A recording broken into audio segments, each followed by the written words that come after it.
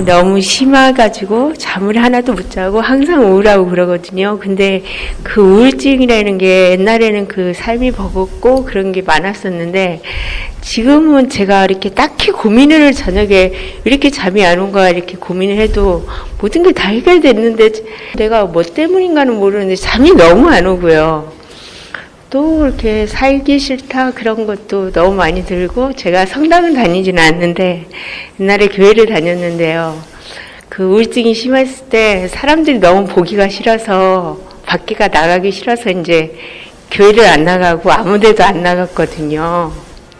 근데 그런 이유는 뭐 때문일까요? 병원에 가보셔서 우울증 진단을 받으셨어요? 네.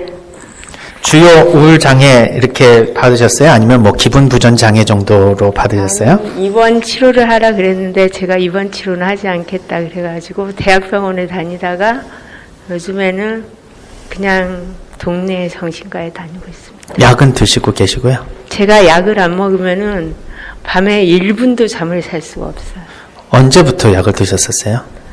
한 5년 됐습니다. 5년. 네. 지금은 그 우울증 약을 이렇게 끊을 수는 없는 정도로 이어지고 있네요. 제가 근데 그 우울증 약을 안 먹으면은 제가 무슨 신체성 우울증이래 가지고 입에서 음식물을 삼킬 수가 없어요.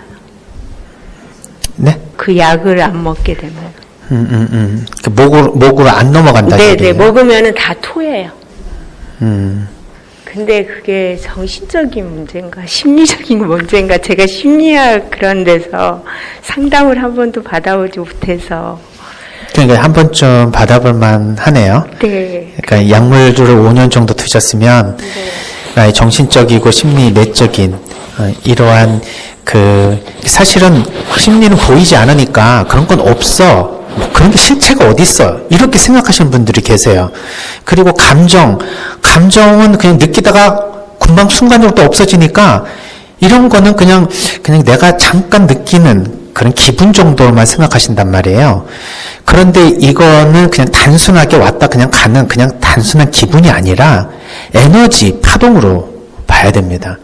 그러니까 분노 감정을 내가 느끼면 실제로 우리 몸 안에 강력하게 누구로부터 두들겨 맞은 듯한 그러한 우리 몸에 피해가 발생한다 이 말이에요. 그래서 그거를 에너지로 봤을 때 내가 좋은 감정을 가지고 있으면 우리 몸에 좋은 반응이 오고 나쁜 감정이나 부정적인 감정을 자꾸 오랜 동안 가지고 있으면 우리 몸이 그 오랜 시간 동안 이렇게 이슬 맞으면 눅눅해지잖아요. 그러면 몸 자체가 이렇게 정상적인 기능을 하지 않고 몸이 완전히 골아버리는 듯한 그런 방식으로 소화도 안 되고 잠도 못 자고 그리고 여러 가지 피부 트러블도 일어나고 여러 복잡한 그러한 신체화 증상들이 나타난다.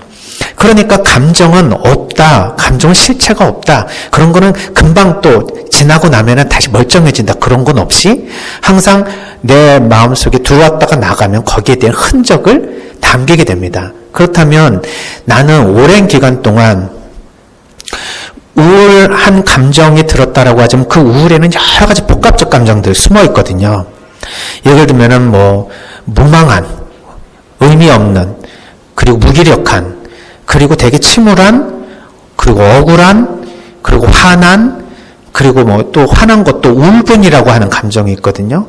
막 억울하면서도 화가 나는 이러한 여러 가지 감정들이 특정한 어떤 사건에 대한 것을 우리가 생각을 하거나 누구와의 관계에 대해서 생각을 할 때 순간적으로 계속 발현하면서 우울 프로세스라고 하는 과정으로 계속 내 안에서 반복적인 생각을 하게 돼 있어요. 근데 그 반복적인 생각이 한번 길을 나면 어떤 생각을 해도 그 길로 들어가 버립니다. 계속 반복적으로.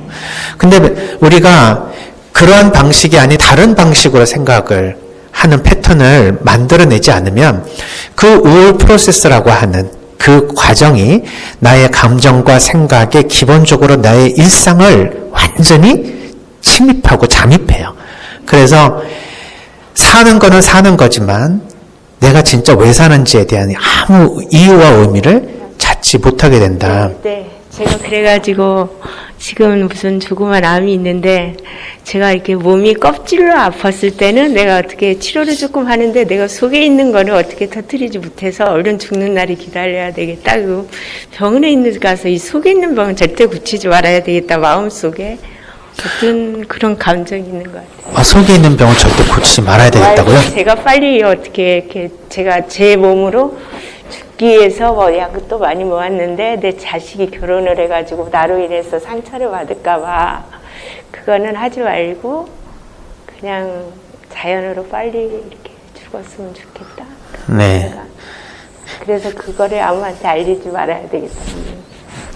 네. 그러니까 아주 심각한 상태로 지금까지 와 계시네요. 그나마 약을 먹어서 더 이상 우울하지 않도록까지는 버텨주고 계시지만 그 위로 기쁘고 즐겁고 행복하고 편안하고 또 살맛나고 이러한 충만한 느낌으로의 삶으로 넘어가는 것은 아예 지금 어떤 그 자원이나 또 어떤 그런 그 지지할 수 있는 그런 대상도 없고 내 자신이 그런 거에 대한 욕구도 지금 말라버린 것 같은 느낌이 들어요.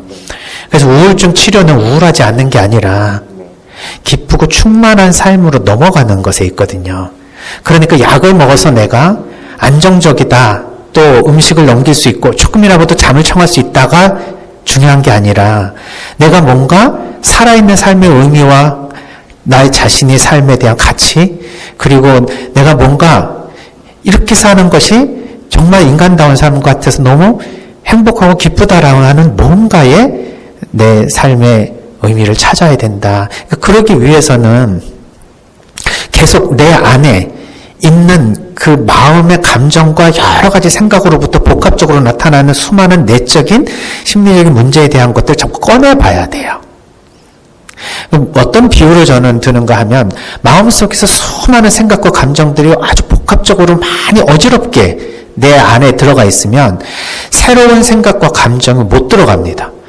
그러니까 방에 너무 많은 물건들이 꽉 차 있으면 새로운 가구를 사서 또는 새로운 가전제품을 사서 내가 방으로 들여보내려고 하더라도 안 된다. 그 안에 있는 것이 일단 빠져나가고 난 다음에, 즉 쓰레기는 버릴 건 버리고 새로운 것을 얻기 위해서는 낡은 가전제품이나 낡은 가구들은 정리를 해버려야죠.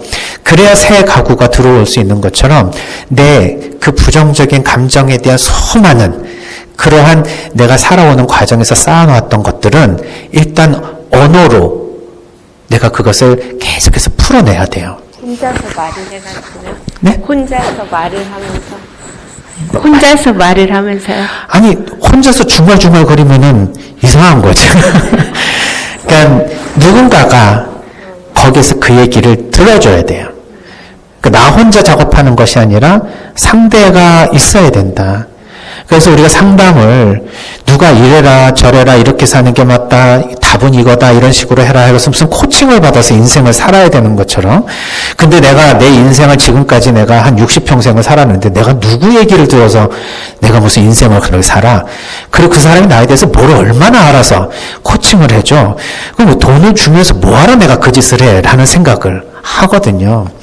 근데 그렇지 않아요. 그 상담이 코칭을 받는 게 아니라 내 안에 있는 나 혼자는 끄집어내기 어려운 이러한 이 부정적인 감정과 생각들에 대한 것을 같이 대화를 통해서만 그것이 바깥으로 나온다 하는 거예요.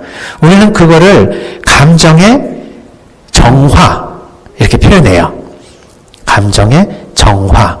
그러니까 감정이 안에 있는 것이 어떻게 해서 정화되어야 되느냐. 그냥 좋은 생각을 하면 정화되는 게 아니라 뽑아져 나와서 다시 한번 과거의 사건들이 재해석되고 다시 재경험되고 그리고 다른 방식으로 경험되고 이러한 과정을 통해서 정리가 돼야 된다.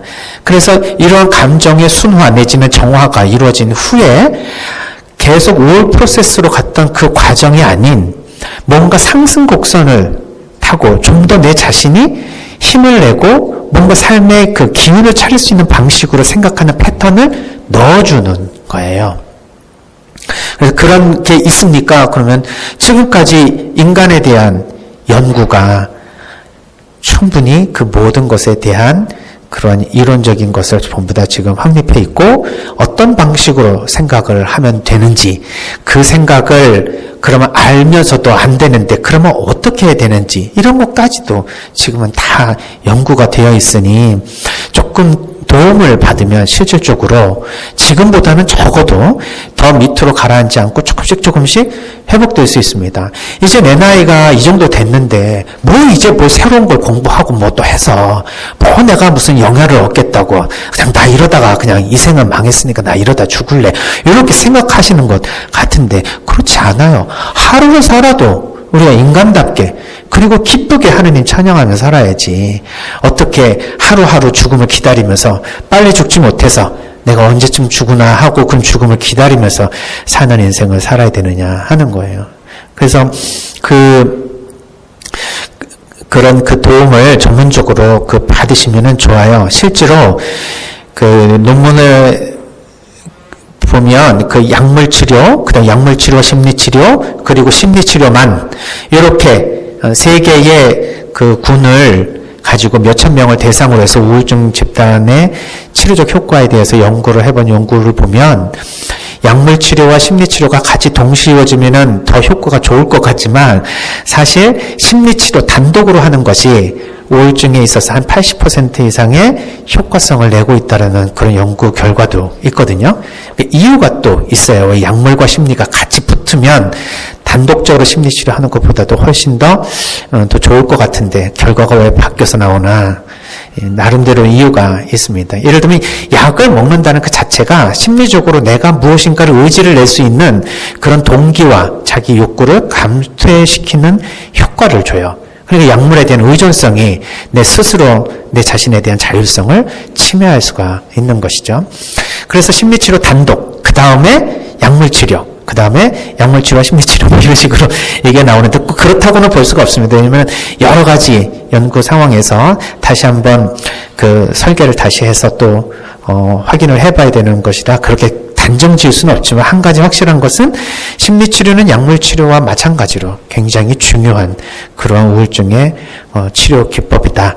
단 심리치료를 할 수 없는 상태에 떨어져 있을 때는 반드시 약물을 통해서 어느 정도까지 기력을 회복한 후에 심리적 접근을 하는 것이 맞으니 자매님은 지금 약물을 5년 동안 지금 계속 복용하고 계시니까 그 전에 한 30대 때도 제가 한 몇 년 먹었습니다.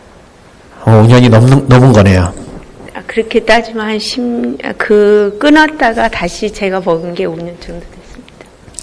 네. 30대 때 치료를 좀 받고 그 후에 약간 없어진 다음에 다시 생겼어요. 근데 한 번도 진짜 상담을 안 받아보셨어요? 심리치료는 안 받고 그냥 정신과 그런 데 가고 처음에는 머리가 너무 아프고 그리고 제가 몸이 좀 많이 아팠었어요. 그러니까 막 병원도 다니고 막 이러니까 3차 신경통이라는 통증이 너무 강해서 네. 그것 때문에 이 병원 저 병원 막 다니다 보니까 네. 그런 것 때문에 생긴 것 같기도 하고. 그러니까 그런 3차 신경통도 마찬가지로 다 이제 전환장애와 같은 방식으로 이해가 되는 거예요. 우리의 심리 내적인 문제가 외적인 그러한 신체적인 증상으로 발현되는 거거든요. 그래서 내과에서도 예를 들면 소화가 잘 안 되고 불면이고 이렇게 했었을 때 수면제나 아니면 소화제 이런 치료를 하지 않고 어떤 의사 선생님은 우울증 치료제를 줘요. 그래서 그걸 먹었더니 굉장히 소화가 잘 됩니다.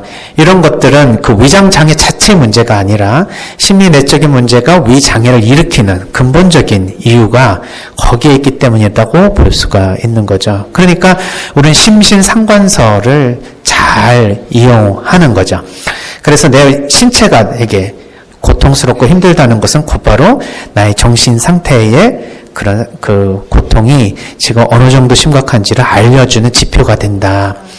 그래서 꼭 좀 상담을 좀 지속적으로 그러니까 딱 받아가지고 이 증상의 경감을 이렇게 목적을 두고 상담을 하는 게 아니라 이 감정과 생각 그리고 나의 이 정신 상태를 내가 스스로 조절할 수 있는 그런 조절 능력을 내가 갖게 받기 위해서 상담을 한다. 이렇게 생각하셔야 돼요.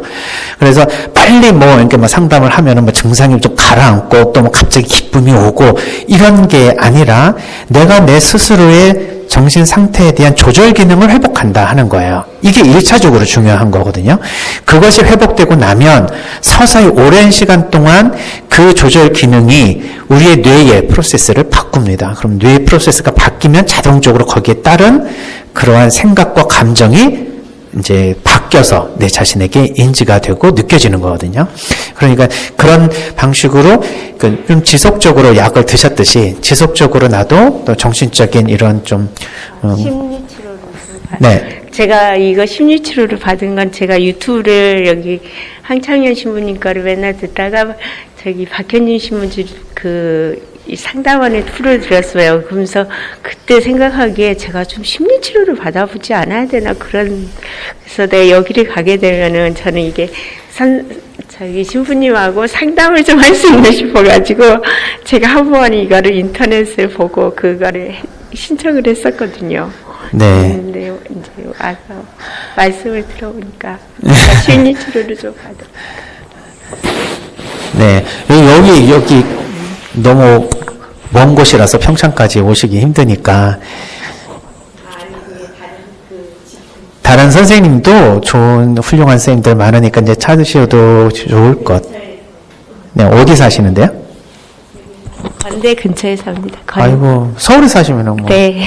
그래서 상담자도 좀 이렇게 나하고 이렇게 잘 공감해서 잘 맞춰갈 수 있는 사람 찾는 게 또 중요하니까 꼭 어디 가가지고 그냥 한 사람한테 무조건 막 해야 된다는 그런 생각을 가지신 분도 계시는데 조금 이렇게 돌면서 내가 조금 의지하고 내가 조금 오랜 장시간 동안 내가 상담을 좀 받을 수 있는 사람이 누굴까 하는 거를 스스로 아마 느끼실 거잖아요. 그런 자신에 대한 감각 그리고 내가 그러한 그 상담자를 내가 선택해서 내 작업을 하겠다라는 마음으로 기도하면서 혹시 찾아보시면 그런 상담자 만나실 수 있을 거라고 생각이 듭니다. 네, 감사합니다. 네, 꼭 좀 회복되셨으면 네, 좋겠습니다. 고맙습니다. 네, 감사합니다.